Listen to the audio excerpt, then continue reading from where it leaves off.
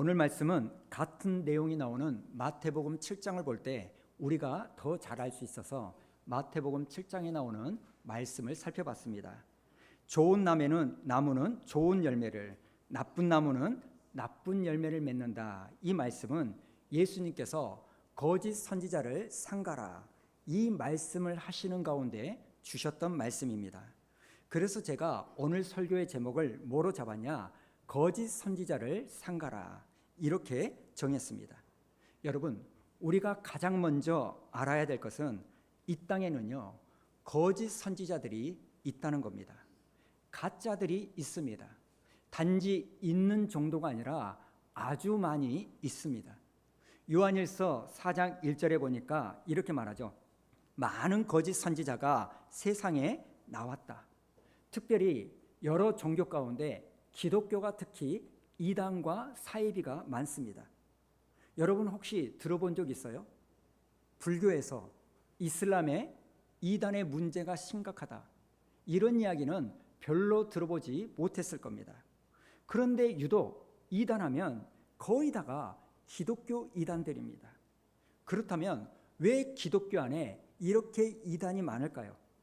여러분, 이 세상에서 어떤 게 가짜가 생깁니까? 어떤 부분에 가짜가 생깁니까? 가치가 있는 것에 가짜가 생깁니다. 다이아몬드는 귀한 것이기 때문에 가짜 다이아몬드가 있습니다. 돈은 귀중한 것이기 때문에 위조지폐가 있는 겁니다.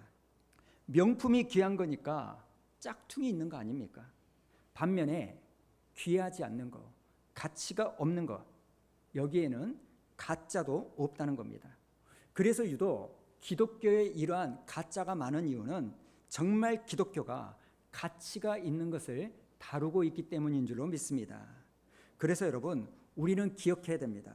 이 거짓 선지자는 과거에도 있었고 지금도 있고 앞으로도 더 많이 생길 겁니다.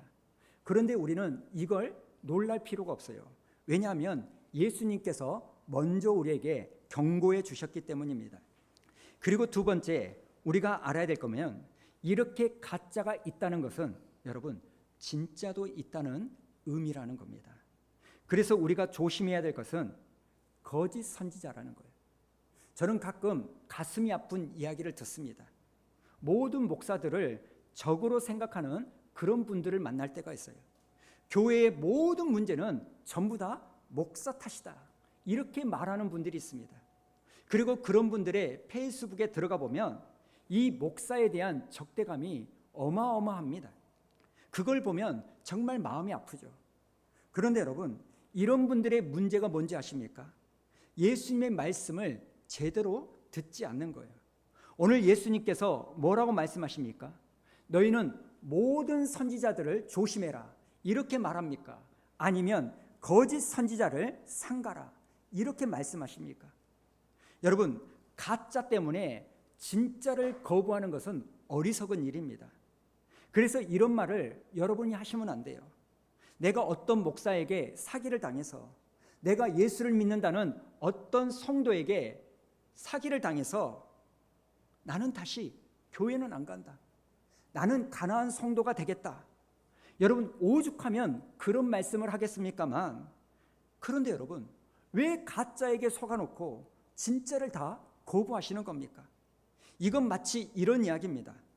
내가 상한 음식을 잘못 먹어서 장염에 걸려 일주일 동안 설사고 고생했다. 그러니까 나는 앞으로 절대로 음식을 먹지 않겠다, 굶겠다, 이런 말과 똑같은 겁니다. 그런데 이건 정말 어리석은 일입니다.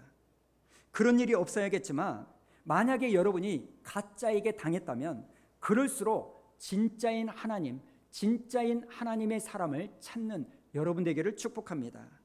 여러분, 우리는 분명히 거짓 선지자를 조심해야 되지만 그것 때문에 하나님의 참 선지자도 거부하는 어리석은 일이 있으면 안 된다는 거예요.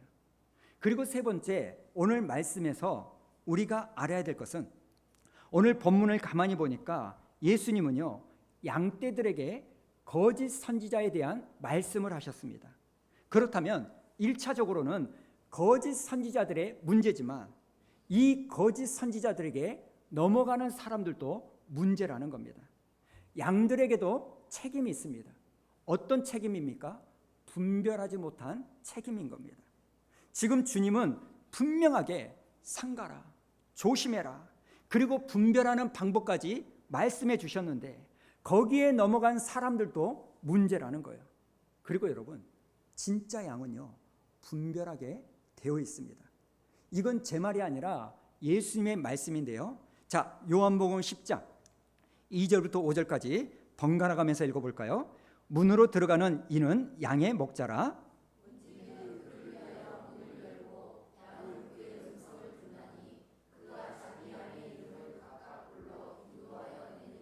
자기 양을 다 내놓은 후에 앞서가면 양들이 그의 음성을 아는 고로 따라오되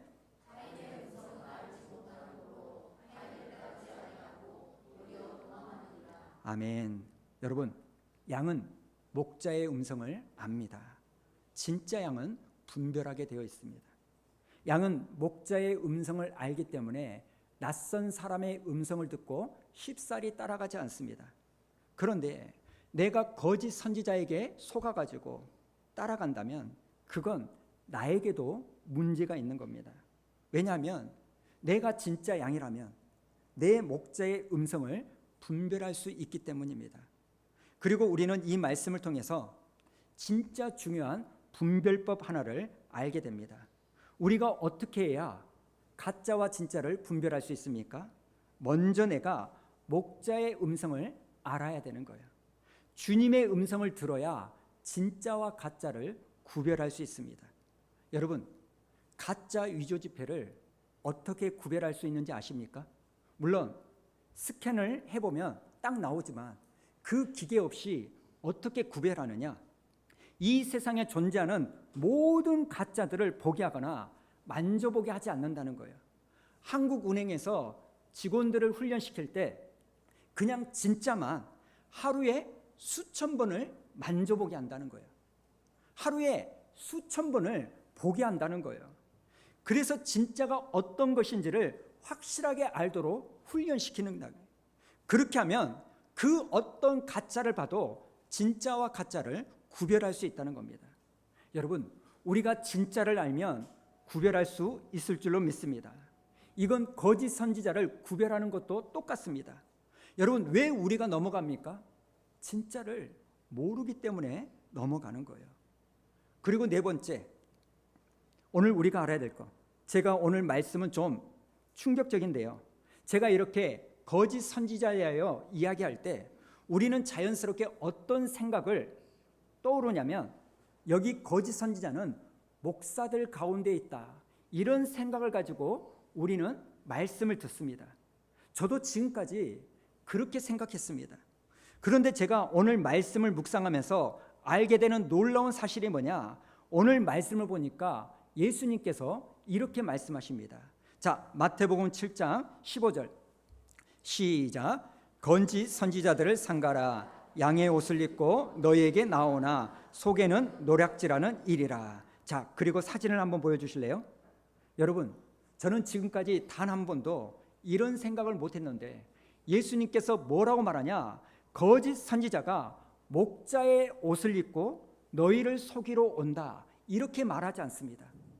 저는 지금까지 이 거짓 선지자는 목회자들 사이에, 목자들 사이에 있다고 생각했는데 지금 주님이 뭐라고 말하냐? 15절을 다시 보여주시면 양의 옷을 입고, 양의 옷을 입고, 목회자의 옷을 입는 게 아니라 양의 옷을 입고 노략하러 찾아온다는 겁니다.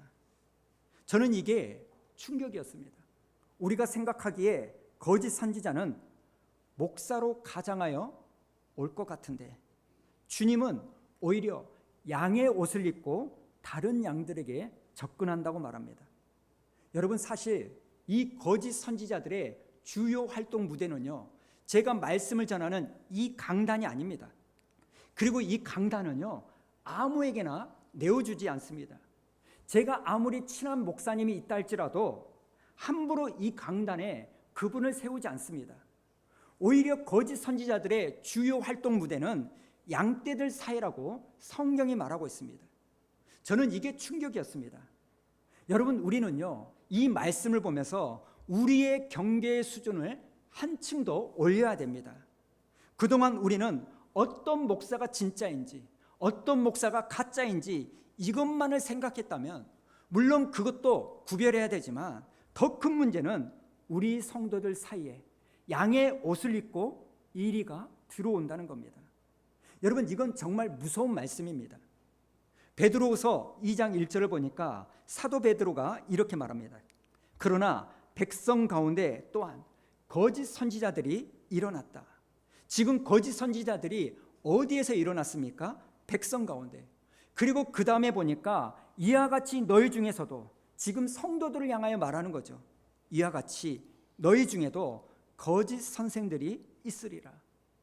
사도행전 20장을 보니까 사도 바울이요, 고별 설교를 하면서 이렇게 말합니다. 29절과 30절 읽어볼까요? 시작. 내가 떠난 후에 사나운 이리가 여러분에게 들어와서 그 양떼를 아끼지 않으며 또한 여러분 중에서도 제자들 끌어 자기를 따르게 하려고 어그러진 말을 하는 사람들이 일어날 줄을 내가 아노라. 아멘. 이 말씀을 하나씩 살펴보면 지금 사도 바울은 자기가 떠난 후에 사나운 이리가 어디로 들어온다는 겁니까? 말씀을 전하는 강단으로 들어온 게 아닙니다. 너희들 가운데, 성도들 가운데 사나운 이리가 들어온다는 거예요.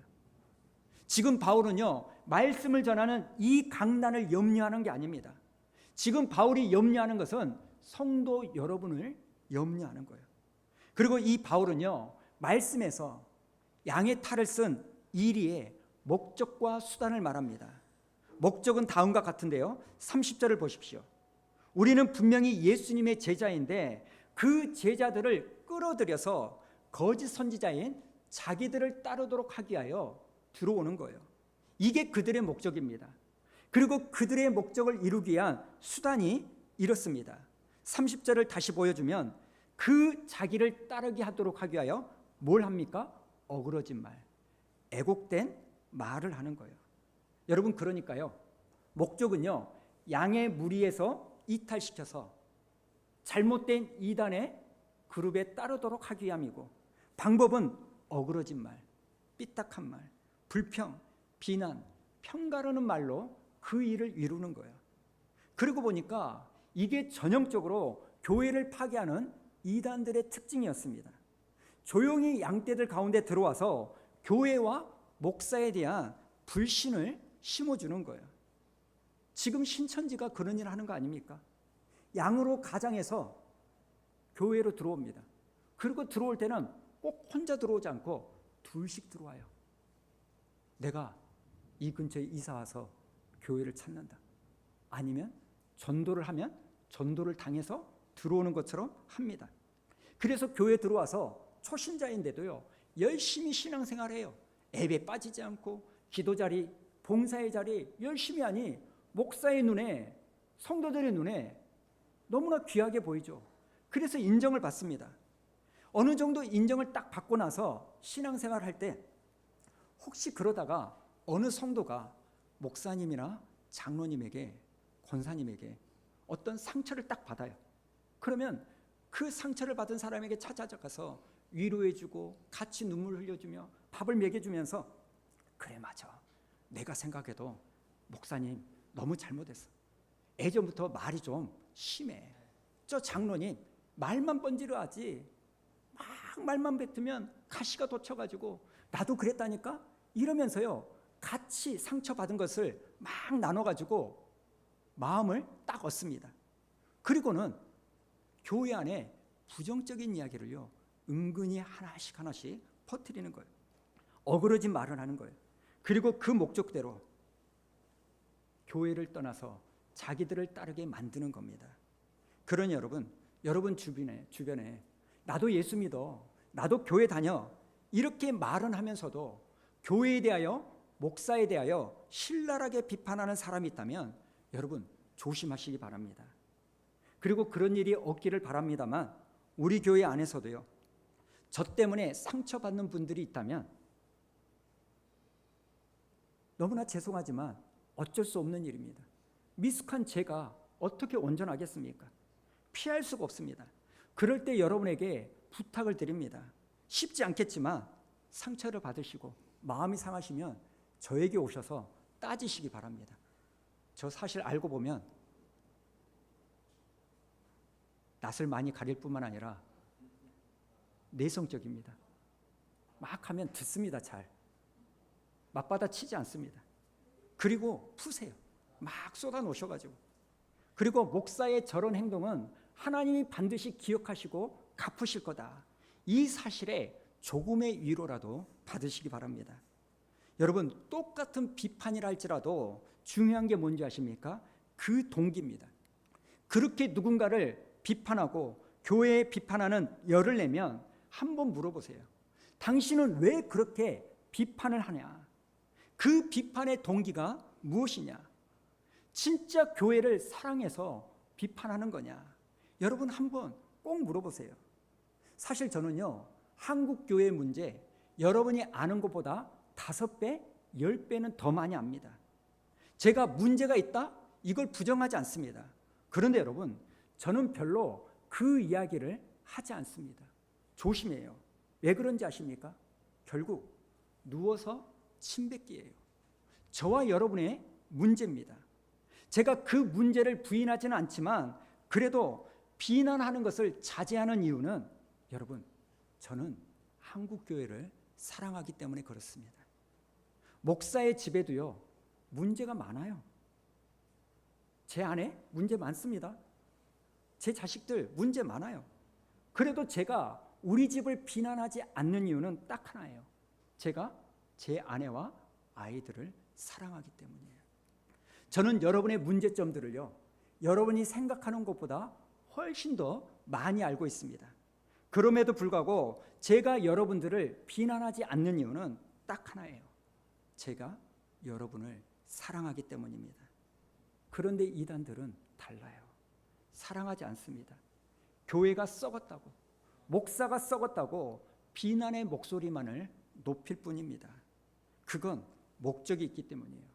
그 사람들을 끌어내가지고 자기들을 따르기 위한 그 목적으로 어그러진 말을 하는 겁니다.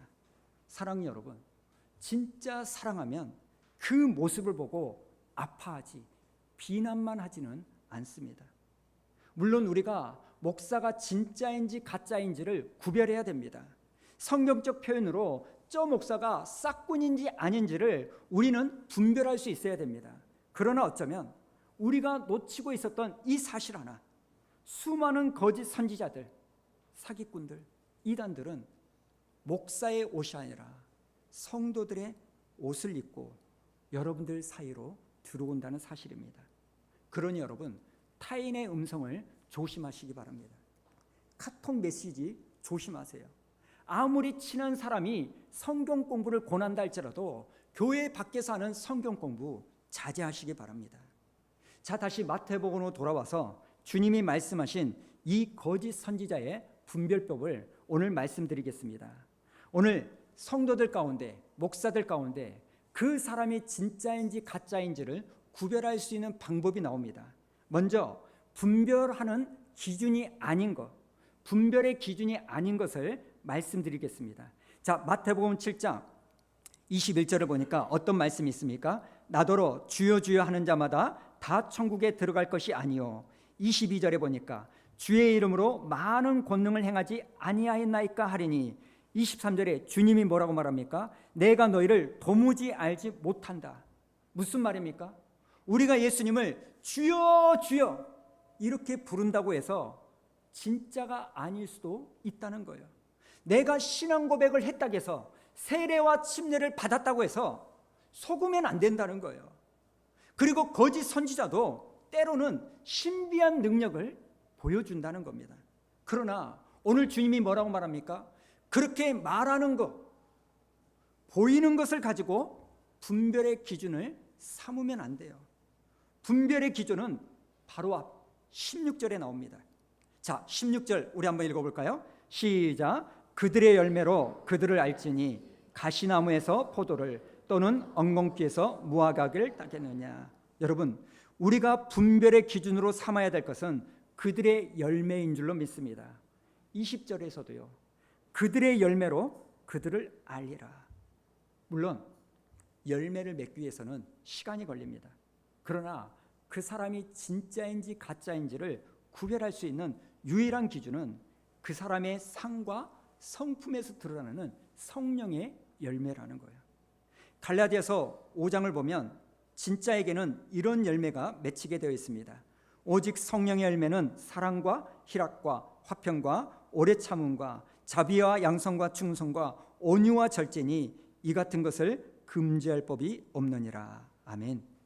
사랑 여러분, 진짜에게는 사랑의 열매가 맺히게 되어 있다는 겁니다. 희락, 기쁨이 있게 되어 있습니다. 화평함이 있습니다. 오래 참을 줄도 알고 자비롭고 맡겨둔 일에 충성을 할 줄 압니다. 진짜는 그렇게 되게 되어 있다는 겁니다. 그리고 갈라디아서는 이런 성령의 열매를 말씀하기 전에 성령의 열매와 반대되는 육체의 열매를 말합니다. 자, 19절부터 21절 우리 한번 읽어볼까요? 시작. 육체의 일은 분명하니 곧 음행과 더러운 것과 호색과 우상 숭배와 주술과 원수 맺는 것과 분쟁과 시기와 분냉과 당 짓는 것과 분열과 이단과 투기와 술 취함과 방탕함과 또 그와 같은 것들이라. 쭉 보면 이런 이야기란 거예요. 어떤 사람이 가짜인지에 대해서도 그의 삶에서 드러나게 되어 있다는 거예요. 여러분, 가짜는요, 그 사람이 목사든지 성도든지 간에 가짜는 음란합니다. 원수를 맺습니다. 분열을 일으킵니다. 술 취함과 방탕함이 있습니다. 이게 거짓이라는 강력한 신호입니다. 그래서 성경은 언제나 그 사람의 말이 아니라 그 사람의 삶을 주목해라 이렇게 말합니다. 목사건 성도건 다 삶이 중요합니다. 여러분 가만히 생각해 보세요. 여러분에게 영향을 주었던 그 사람이 머물다간 자리를 한번 돌아보십시오. 진짜는요, 떠난 자리가 화평합니다. 그런데 가짜는 분열이 있고 소란이 있다는 겁니다. 그리고 또 하나 주목해야 될 것, 오늘 누가복음에서만 말씀하고 있는 또 하나의 분별법이 있습니다. 자, 누가복음 6장 45절에 보니까 선한 사람은 마음에 쌓은 선에서 선을 내고 악한 자는 그 쌓은 악에서 악을 내나니 그 이유가 뭐예요? 이는 마음에 가득한 것을 입으로 말함이니라. 여러분, 우리가 분별해야 될 성령의 열매가 삶에서 드러나는 성령의 열매지만 또 다른 하나가 있는데 그게 뭐예요? 입술의 열매라는 거예요. 오늘 성경은 말합니다. 좋은 나무는 좋은 열매, 나쁜 나무는 나쁜 열매. 왜요? 사람은 자기 속에 가득한 것을 말하게 되어 있기 때문입니다. 자, 그렇다면 그 사람의 입술을 주목해 보면 그 사람이 어떤 사람인지를 우리는 대충 알 수 있습니다. 아까 말한 대로 주여 주여 이게 중요한 게 아닙니다. 일상에서 그 사람이 하는 말을 가만히 들어보십시오. 정말로 그 말이 그 사람입니다. 예를 들어서 여러분 주위에 농담을 해도 꼭 음담패설을 하는 사람이 있어요. 그 사람은요, 음란한 사람입니다. 성경 말씀대로 보자고요. 자기 속에 음란이 가득하니까 농담을 해도 크게 나오는 거예요. 말만 하면 욕하는 사람 있죠. 그 사람 속에는요, 욕이 가득한 거예요. 반대로 그 사람 속에 은혜가 가득하고 감사가 가득하면요, 입만 열면 무슨 이야기를 합니까? 고맙습니다. 감사합니다. 너무 좋아요. 행복해요. 그래서 여러분, 이런 이야기 하지 마세요. 한번 보여주세요. 저 양반 속은 참 좋은데 말은 꼭 저렇게, 마음에도 없는 이야기 아닙니다. 원래 속이 그래서 말을 그렇게 하는 거예요. 여러분 가만히 생각해 보세요. 내 안에 여러분 운동으로 가득 차 있는 사람은 말만 열면 러닝, 운동, 내 안에 주식, 말만 하면 주식 이야기예요. 그러지 않습니까? 내 안에 돈이 가득 차면 말만 하면 돈. 모든 것의 결론은 돈이에요. 왜 그렇습니까? 내 속에 그게 가득하니까. 여러분, 여기까지는 어떤 사람이 거짓 선지자인지 아닌지 이렇게 말씀을 드렸습니다. 여기까지 말씀을 보니까 지난주의 말씀이 생각납니다. 여러분은 지난주에 어떤 말씀을 들었는지 기억나십니까? 내가 찝어서 딱 물어보면 답을 할 수 있을까요? 기억 못 하셔도 좋습니다. 그래야 제가 또 써먹을 수 있으니까. 비판할 때 기억해야 될 3가지예요. 그러면서 예수님께서 남을 비판할 때 뭐라고 말합니까? 먼저 네 자신을 돌아봐라, 이렇게 말씀하십니다. 오늘 이 말씀을 적용해 볼까요? 누가 진짜 선지자고 누가 가짜 선지자인지 구별하기 전에 우리가 해야 될 일 먼저가 있습니다. 그게 뭐냐? 나는 진짜인가? 아니면 나는 가짜인가? 이걸 한번 생각해 봐야 돼요. 목사인 저는 나는 진짜 목사인가? 아니면 싹군인가? 이걸 구별해야 되고, 여러분이 나는 진짜 양인지 아니면 가짜 양인지를 생각해 보셔야 됩니다. 성경은 분명하게 말합니다. 성도들 가운데 양만 있지 않고 염소도 분명히 있다고 말합니다. 성도들 가운데 알곡만 있는 것이 아니라 가라지도 분명히 있다고 말합니다. 우리는 이것을 생각해 봐야 되는 거예요. 나는 진짜 양인가? 아니면 염소인가? 나는 알곡인가? 아니면 가라지인가? 아까 봤던 요한복음 10장에서 양은 목자의 음성을 듣습니다. 나는 주님의 음성을 듣고 나는 주님의 음성에 순종하는가? 나는 양인 나를 인도하고 양육하고 보호하라고 보내주신 목사의 음성에 순종하고 있는가? 여러분, 만약 그렇지 않다면 나는 양이 아닐 수도 있습니다. 또 성경은 말합니다. 퀴즈를 해보면 안다고 말합니다. 퀴즈를 하면 알곡은 그 자리에 남고 가라지는 날아갑니다. 바람이 불 때 알곡은 그 자리에 남고 가라지는 떠나가게 되어 있습니다. 환난의 바람이, 고난의 바람이 내 인생에 불었을 때 내가 알곡인지 가라지인지가 드러나게 되어 있습니다. 알곡 신자는 환난의 바람이 불 때 하나님을 더 찾습니다. 그런데 가라지는 고난의 바람이 불면 기회는 찬스다 이러면서 그 바람에 훨훨 날아가 버립니다. 그 환난이 생기고 문제가 생길 때 훨훨 날아가지고 한 두어 달, 1년 가까이 안 보입니다. 자식에게 무슨 문제가 생기면 하나님을 원망하면서 잠수해 버립니다. 사랑하는 여러분, 알곡 신자 되기를 축복합니다. 진짜 양이 되기를 주님의 이름으로 축복합니다. 문제가 생기면 지금 이때가 그동안 신앙생활했던 내 믿음을 보일 때다. 환난을 만나면 이때라 이 노래를 부르면서 그동안 믿음 생활한 거 바로 이때를 위함이 아닌가, 이렇게 고백하면서 하나님과 교회 앞에 믿음의 모습을 보이는 참신자, 참양, 진짜 양이 되기를 주님의 이름으로 축복합니다.